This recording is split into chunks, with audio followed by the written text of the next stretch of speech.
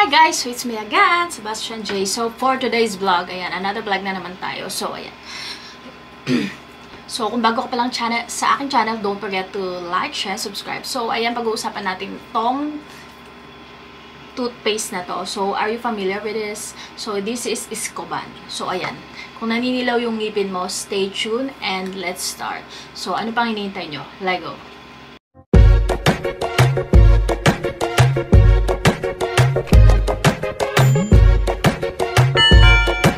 Tara, let's Lego!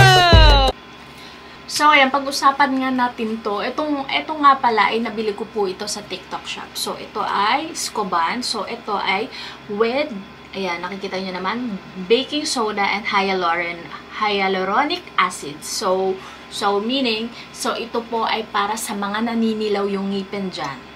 So, ako kasi, yellowish talaga ako. Since birth. So, sabi nila, ang yellowish naman daw is okay naman daw yon. So, it means daw is strong yung teeth mo, or, ayun sabi nila, or ewan ko kung pinaganda lang. So, sorry.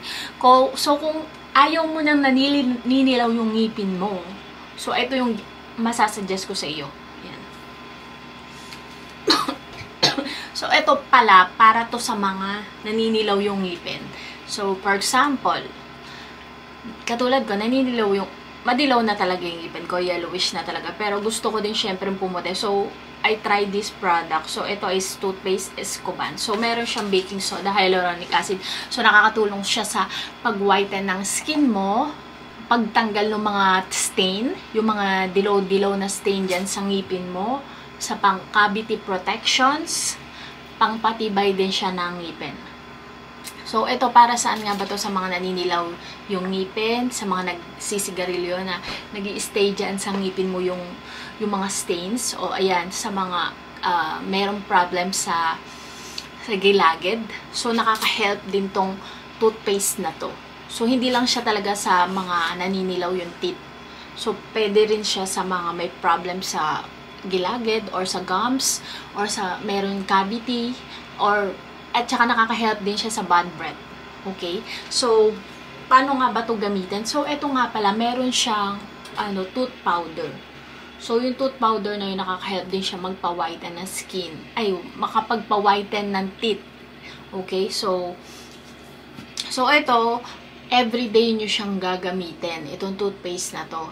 Tapos, yung tooth powder is every other day lang siya. So, hindi siya yung normal na parang toothpaste. So, ito talaga everyday. So, kung gusto nyo mawala yung paninilaw ng ngipin nyo, kailangan araw-araw kayo matutong mag-toothbrush. Hindi yung pag-trip nyo lang, ganyan. Yung talaga, yung everyday talaga. Kasi inaalagaan din kasi teeth natin para matanggal yung cavity, yung paninilaw. And then, syempre, iwasan yung paninigarilyo. Kasi yung paninigarilyo din, di ba, nakakapanilaw ng ngipin, at saka nakakasira ng ngipin. Kung nasa sa inyo naman yan. Pero, eto, paano mo mapangalagaan yung teeth mo? Ito yung gamitin mo. So, kung hindi nyo pa ito natatry, ilalagay ko sa link down below yung link nito. Or punta kayo sa TikTok shop ko. So, ayan, lalagay ko din siya sa description box.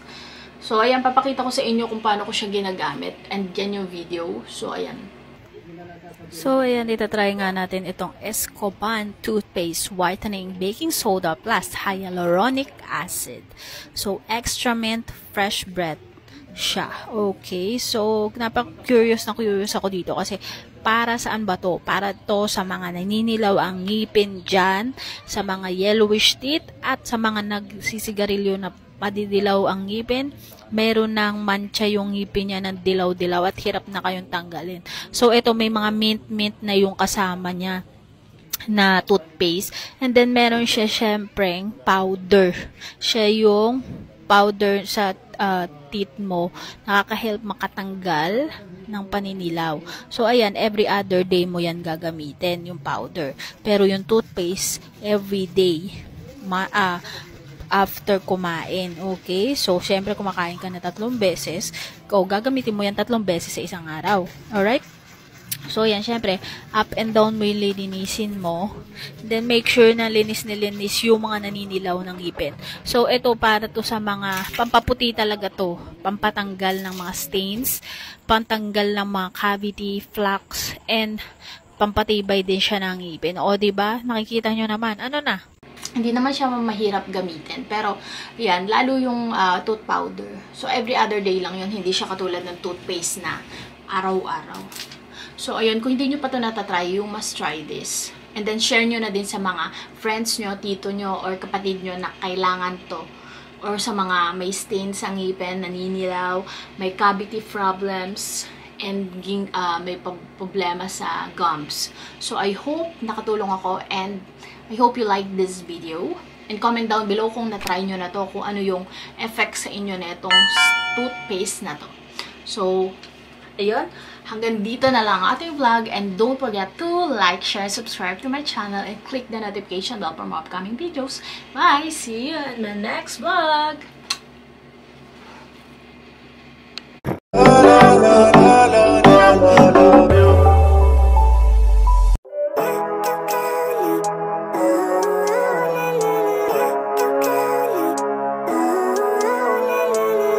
Living life, every day, late at night, not okay.